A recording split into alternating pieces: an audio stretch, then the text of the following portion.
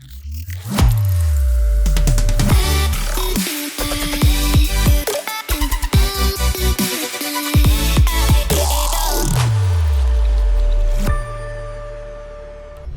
I'm Dr. Venkata Krishna. I'm a consultant physician and diabetologist. Wishing you all a very happy International Yoga Day. Today we're going to talk about a few asanas of yoga which you can practice in your daily life, which can help you manage your diabetes and overall health very well. The first asana we're going to talk about is Vajrasana. It is a very simple asana, and for this you have to kneel down on a mat, bringing your heels and knees and feet together, and you sit back on your heels so that the buttocks rest on the heels and your thighs rest on your calves. While you do that, you place your hands on your thighs with the palms facing upwards. Keep your spine erect, chest open and shoulders relaxed while gazing forward. Breathe deeply and naturally in this position, maintaining stillness. This is the only yoga pose you can perform immediately after having a meal. You start holding this position for 5 to 10 minutes while gradually increasing the duration with practice. So the benefits of doing a Vajrasana are it is uniquely effective in improving the digestion for diabetes management. It also improves the blood flow to your digestive system, stimulates the pancreas, and it is the ideal post-meal yoga pose. So digestion enhancement due to this pose is because of the development of high blood supply to the digestive organs and thereby accelerating digestion. And the pancreas is also stimulated when you are in this position due to the redirected blood flow. The next asana we are going to see is Vakrasana, and the method to perform this asana is you sit on a mat with your legs extended and bend the right leg and place the right foot flat on the floor and outside and behind your left knee.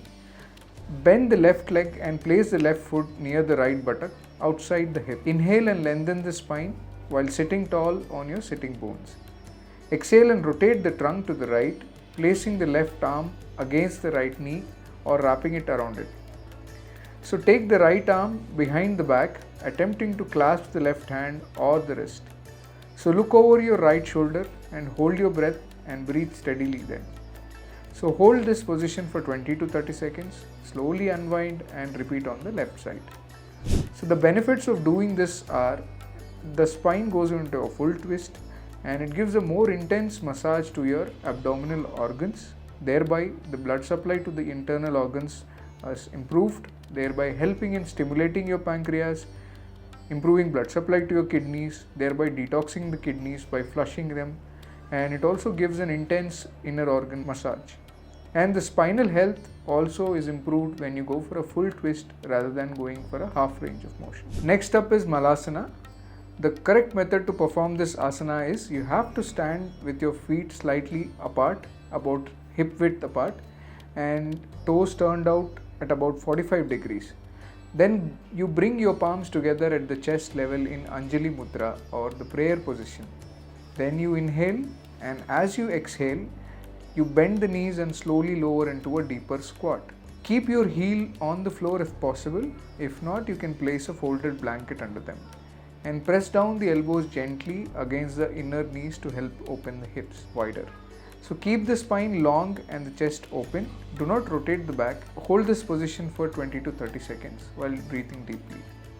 Then slowly raise the back up. So this is the position. So the benefits of doing Malasana is it opens up your hips and groin, it stimulates digestion and kidney health, and it also activates the pelvic floor. It is one of the most natural human resting positions and it is deeply therapeutic. It also provides activation of your digestive system, it improves your bladder health and pelvic organ health, it improves the flexibility of your hip muscles, and it also improves your pelvic floor muscle strength. So this also gives tone to the pelvic floor muscles. At the same time, it also helps you maintain your ankle and knee joint mobility. Moving on to our next asana, that is pranayama. Most of us might already be aware of pranayama. So in this yoga, what you have to do is you have to sit comfortably in Sukhasana or Padmasana with your spine tall and shoulders relaxed. Rest your hands on your knees in Gyan Mudra, index finger and thumb touching, and close your eyes and take a few natural breaths to ease yourself. Then you do Anulom Vilom For this you have to close your eyes, take a few natural breaths to settle in, and for next step you have to do Anulom Vilom. So that is, you have to close your right nostril with the thumb, inhale through your left for the count of 4, and then you close both the nostrils, hold this breath for 4 counts, that is Kumbhaka, then release the right nostril and exhale slowly for 8 counts.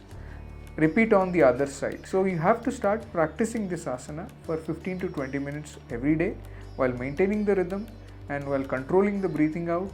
The benefits of doing this is going to regulate your nervous system, especially the autonomic nervous system, and it greatly helps in lowering your blood pressure, improving the oxygen delivery to the heart, stabilizing your blood sugar levels, at the same time addressing the stress reduction.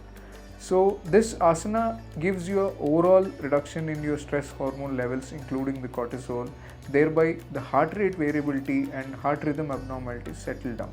So I hope these asanas and these techniques have helped you. Inculcating yoga into your daily life is definitely going to increase your overall healthy living lifestyle, and it is going to manage your stress, and your chronic diseases like diabetes and kidney disorders or mobility related disorders are going to improve, and you're going to have a good quality of life. Thank you.